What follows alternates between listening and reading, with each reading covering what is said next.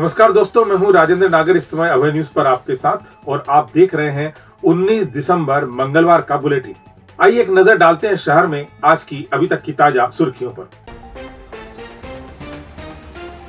महाकाल शिवलिंग शरण को जांचने पहुंची जीएसआई की 7 सदस्यीय टीम। 2 और 3 फरवरी को विक्रम में जुटेंगे प्रदेश भर के शिक्षाविद। युवक की हत्या का हुआ वीडियो वायरल। कार्तिक मेला में दरगाह के आसपास लगी 4 दुकानों को हटाया। पदभार ग्रहण करने से पहले बाबा महाकाल की शरण में पटवारी और भ्रमण पर निकले बाबा मल्हार मार्तंड। सुर्खियों का विस्तार अभी और भी बहुत कुछ है, आप सिर्फ मेरे साथ बने रहिए। 12 ज्योतिर्लिंगों में से एक श्री महाकालेश्वर मंदिर में शिवलिंग के क्षरण को रोकने के लिए जियोलॉजिकल सर्वे ऑफ इंडिया यानी जीएसआई की 7 सदस्यीय टीम सोमवार शाम को शहर पहुंची। टीम ने मंगलवार सुबह मंदिर पहुंचकर भस्म, शिवलिंग पर चढ़ने वाला जल और भांग के नमूने लिए। इन्हें भोपाल और नागपुर लैब में भेजा जाएगा, जहां इनकी टेस्टिंग की जाएगी। दरअसल 7 सदस्यीय टीम वर्तमान में श्री महाकालेश्वर मंदिर में शिवलिंग के क्षरण की मौजूदा स्थिति, विभिन्न द्रव्यों से पड़ने वाले प्रभाव आदि बिंदुओं की जांच कर रही है। इसके बाद टीम भोपाल जाकर अधिकारियों को रिपोर्ट सौंपेगी। इसके पहले भी आर्कियोलॉजिकल सर्वे ऑफ इंडिया और जीएसआई की टीम यहां आकर जांच कर चुकी है। 26 दिसंबर को मंदिर में एएसआई टीम का दल आएगा, जो ज्योतिर्लिंग के क्षरण की मौजूदा स्थिति तथा मंदिर स्ट्रक्चर की मजबूती की जांच करेगा। इससे पता चलेगा कि बाबा महाकाल का शिवलिंग कितना सुरक्षित है। यहाँ हम आपको ये बता दें कि सुप्रीम कोर्ट के निर्देश पर गठित विशेषज्ञ समिति के सदस्य समय समय पर जांच के लिए श्री महाकालेश्वर मंदिर आते हैं। भारतीय भूवैज्ञानिक सर्वेक्षण से जैसा कि हर साल जो है हम लोग आते हैं, कोर्ट के माननीय उच्चतम न्यायालय की जो दिशा निर्देश है उसके अनुसार में जो आवश्यक वस्तुओं का सैंपल लेना है वो लिए गए हैं और वो अग्रिम जांच के लिए लैब में, प्रयोगशाला में भोपाल में भी और आगे हमारी रीजनल लैब नागपुर में भी हम जो है उसको भेजेंगे परीक्षण के लिए। 2 और 3 फरवरी को विक्रम विश्वविद्यालय में मध्य प्रदेश के करीब 350 शिक्षाविद एकत्र होंगे। मौका होगा उच्च शिक्षा नीति के 3 साल पूरे होने के उपलक्ष्य में आयोजित कार्यशाला का। इस कार्यक्रम में राज्यपाल ने भी शामिल होने की सहमति दी है। कार्यक्रम के लिए यूजीसी ने विक्रम विश्वविद्यालय के कुलपति प्रोफेसर अखिलेश कुमार पांडे को लीड कोऑर्डिनेटर बनाया है। प्रोफेसर पांडे ने बताया कि इस कार्यक्रम में मध्य प्रदेश सहित छत्तीसगढ़, यूपी और उत्तराखंड की यूनिवर्सिटीज के करीब 278 वाइस चांसलर भी शिरकत करेंगे। 2 दिन चलने वाले इस कार्यक्रम में किसी भी एक दिन मुख्यमंत्री डॉक्टर मोहन यादव शामिल हो सकें, इसके लिए भी प्रयास किए जा रहे हैं। आप सभी लोगों को ज्ञात होगा कि मध्य प्रदेश भारतवर्ष में सबसे पहला ऐसा स्टेट रहा है जहां उस समय तत्कालीन उच्च शिक्षा मंत्री और वर्तमान में माननीय मुख्यमंत्री जी, उनके नेतृत्व में उच्च शिक्षा नीति जो है सबसे पहले लागू की गई और सक्सेसफुली आज 3 साल इसके पूरे हो गए हैं। उसी को ध्यान में रखते हुए यूजीसी ने एक बहुत महत्वपूर्ण जिम्मेदारी इस विश्वविद्यालय के कुलपति को दिया है। उसको लीड कोऑर्डिनेटर बनाया और 4 स्टेट में ये उच्च शिक्षा जो के क्षेत्र में जो नई शिक्षा नीति 2020 लागू हुई है वो किस तरीके से इम्प्लीमेंट हुई है और उसके आगे उसके कोर्स ऑफ एक्शन क्या हो, इसको ध्यान में रखते हुए एक 2 दिवस की कार्यशाला यहाँ रखी गई है, जिसमें 278 वाइस चांसलर के आने की संभावना है।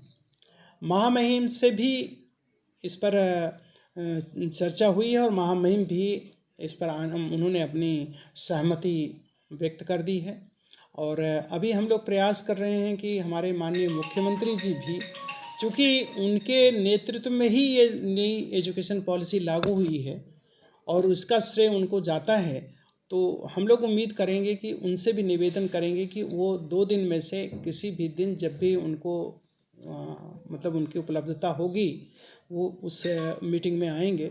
इसमें यूजीसी के जो चेयरमैन हैं वो भी, चेयरमैन साहब भी इस मीटिंग में उपस्थित रहेंगे।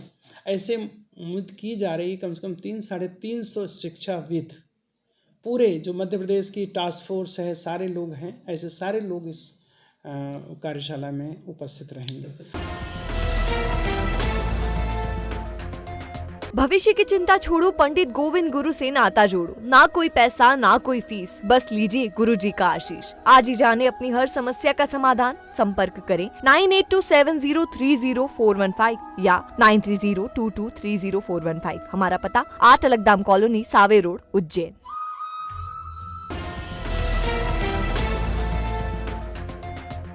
बड़नगर थाना क्षेत्र में खोप दरवाजा पर बीती 3 दिसंबर को जुझार सिंह नामक एक युवक की हत्या के मामले में वायरल वीडियो के सामने आने के बाद क्षेत्र में सनसनी फैल गई है।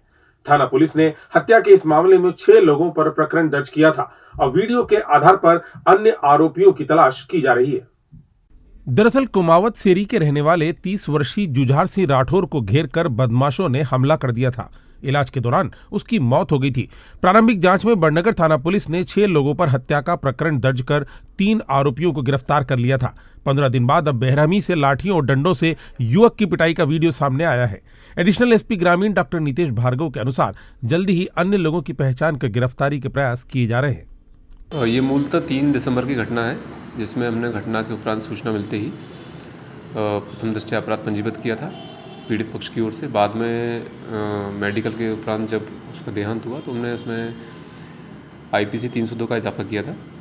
मूलतः इसमें 6 आरोपी संज्ञान में आए थे, जिसमें 3 की गिरफ्तारी हो चुकी है, 3 अभी वांटेड है। कल जो वीडियो वायरल हुआ उसका भी परीक्षण पुलिस द्वारा किया जा रहा है। हमने टीम गठित कर दी है थाना प्रभारी के निर्देशन में। इस वीडियो में और भी जो अन्य लोग दिखाई दे रहे हैं उनका पहचान करके पंचनामा तैयार करवा के उनकी गिरफ्तारी भविष्य में की जाएगी।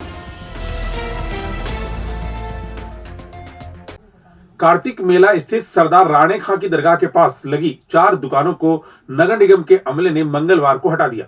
दुकानें नियम के विरुद्ध लगाई गई थी। दरगाह के मुजावर शाहिद बाबा निवासी जूना सोमवारिया ने बताया कि पिछले लगभग 15 सालों से अधिक समय से वक्फ की संपत्ति होने के चलते दरगाह के बाहर 4 दुकान लगाई जाती हैं, जिनकी आवक से पूरे साल दरगाह का खर्च मेंटेन किया जाता है। इस वर्ष भी 4 दुकानें लगाई गई थी, लेकिन निगम के अधिकारियों ने ऑनलाइन प्रक्रिया का हवाला देते हुए मंगलवार दोपहर दुकानों पर लगे टीन शेड हटा दिए। शाहिद बाबा ने आरोप लगाया कि सुरेंद्र सारवान नामक व्यक्ति ने दरगाह के पास कुछ दुकान लगा ली थी, जिन्हें हटाने का बहाना बनाते हुए निगम टीम ने उनकी दुकानों को भी ध्वस्त कर दिया। आज ये हुआ आए ना बोला ना कुछ करा, और बोला भी कि हाँ दरगाह की ज़मीन है, ये वो तुम्हारे कहने इसकी वो कहाँ है, इसकी वो कहाँ है रसीद, ये वो। तो मैंने कहा रसीद थोड़ी कटती, 10-15 साल से लग रही भैया, दरगाह की चीज़ है और दरगाह में आ रही है पैसा, तो दरगाह की रसीद कैसे कटवाएं। तो बस अचानक आके धनाधन तोड़ दी। कितनी दुकानें लगती हैं यहाँ पर? क्या 4 दुकान लगती है। क्या विरोध करते हो आप, क्या मांग कर रहे हो? अपन ये कर रहे हैं या तो ये दरगाह की जो है बाउंड्री के अंदर जो चीज़ है वो लगे, जिससे इसका काम हो। और नगर निगम ने आज से क्या, मैं 22 साल हो गए यहाँ पे, 22 साल से देख रहा हूँ, तोड़ा फोड़ी कर दी। फिर 2015 में जय श्रीवास्तव ने दुकान तोड़ दी थी, दीवारें तोड़ दी थी, जिसके मेरे बयान सेंटर कोतवाली में हुए, CSP ऑफिस में विनय दरबार ने लिए हैं। अब चूंकि प्रक्रिया ऑनलाइन हो गई है तो ऑनलाइन दुकानें सब दी जा रही हैं, क्या ऑनलाइन दी जा रही है? तो ऑनलाइन तो 2021 में ही हुई थी, जब से भी अपनी दुकान लग रही है दरगाह की। उन्होंने ही किया था कि नहीं लगेगी भैया, दरगाह में आवक नहीं है, ना कोई बाबा चंदा करते हैं ना कुछ करते हैं। तो इस साल फिर ऐसा क्यों कर रहे हैं, क्या कारण सामने आ रहा है? इससे क्या मालूम साहब क्या बात है कि जो इन्होंने ऐसा करा। लेकिन हमारी जो दरगाह के आसपास दुकानें लगती है हर साल, हमारा यही निवेदन है कि मतलब जो है कि इसको थोड़ा थोड़ा कर दिया है, जो भी खैर हमारा नुकसान भी हुआ है वो ठीक है, लेकिन इसके आगे हमें अनुमति दी जाए कि भैया हम हर साल की तरह यहाँ पर जो है कि दुकान लगा सके। अब ऑनलाइन प्रक्रिया है तो कानूनी प्रक्रिया का क्या? प्रक्रिया दरगाह की दुकानों की नहीं रहती, हर साल नहीं रहती, पिछले 20 सालों से नहीं है। और ऑनलाइन की जो प्रक्रिया है वो दूसरी दुकानों की है। हालांकि वो दूसरी दुकान जो लगती है वो भी बाबा की ज़मीन है और ये भी बाबा की ज़मीन है, पूरा मेले ही बाबा की ज़मीन में लगता है। तो नुकसान हमारा हुआ, हम व्यापारी लोग हैं और हम यहाँ पे हर साल जो है कि दुकान लगाते हैं, और इस साल हमारी 20 सालों में दुकान नगर निगम ने तोड़ी बिना सूचना दिए। चंपा षष्ठी महोत्सव पर सोमवार को बाबा मल्हार मार्तंड की शाही सवारी निकाली गई। शाम करीब 4 बजे महाकाल घाटी स्थित मंदिर प्रांगण से पूजन के बाद इसकी शुरुआत हुई।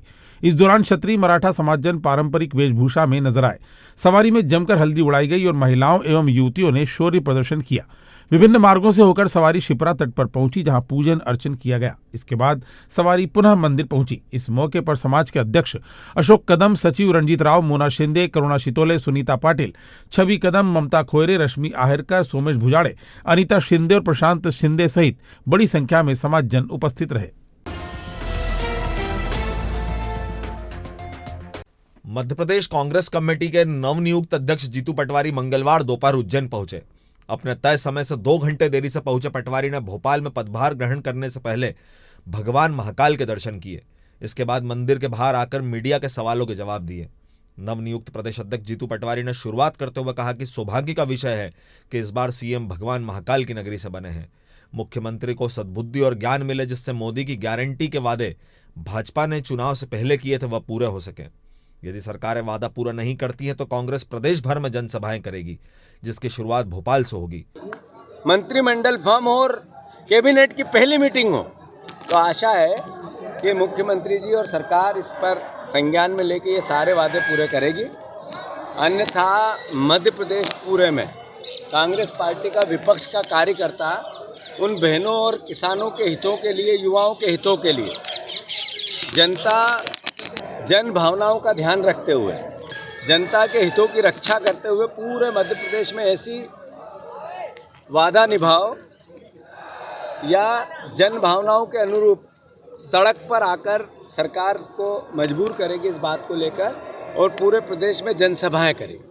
पटवारी ने तंज कसते हुए कहा कि बहनों को 3,000 रुपए देने का वादा करने वाले शिवराज भैया तो अब सीएम नहीं रहे, लेकिन जीतू भैया हैं। सबसे महत्वपूर्ण, बहनों से शिवराज भैया ने कहा 3,000 रुपया आपको खाते में डालेगा चुनाव बाद तुम्हारा शिव भैया मामा।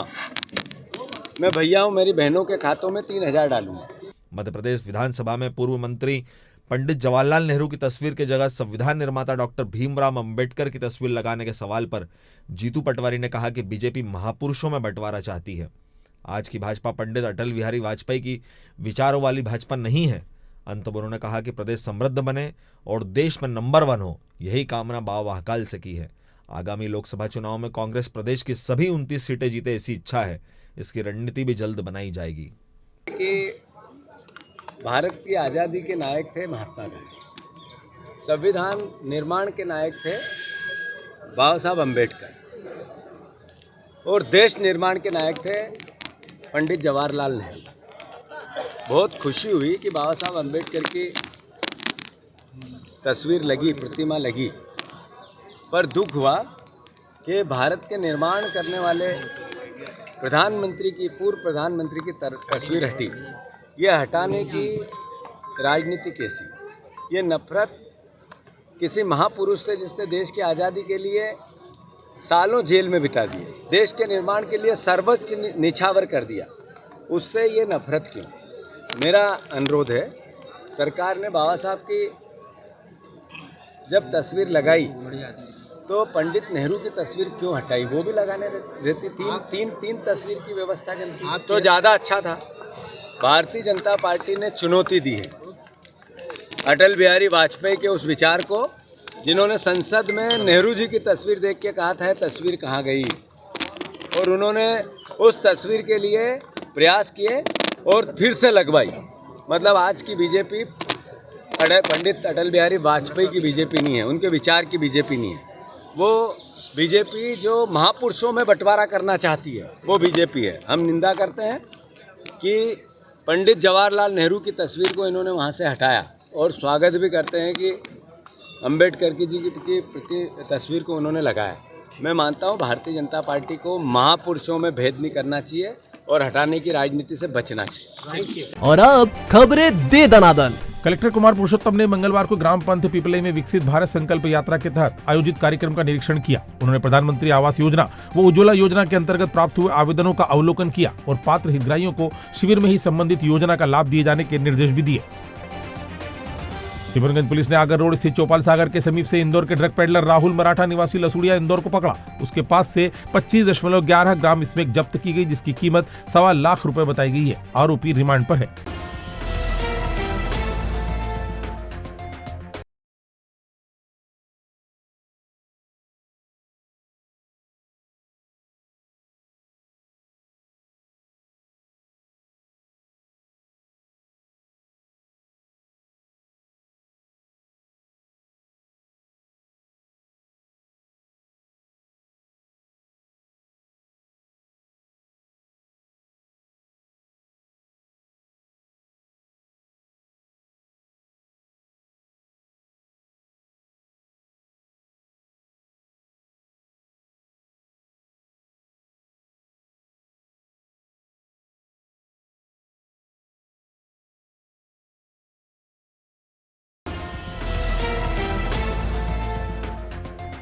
तो ये थी आज की ताजा खबरें। कल फिर इसी समय आपसे मुलाकात होगी।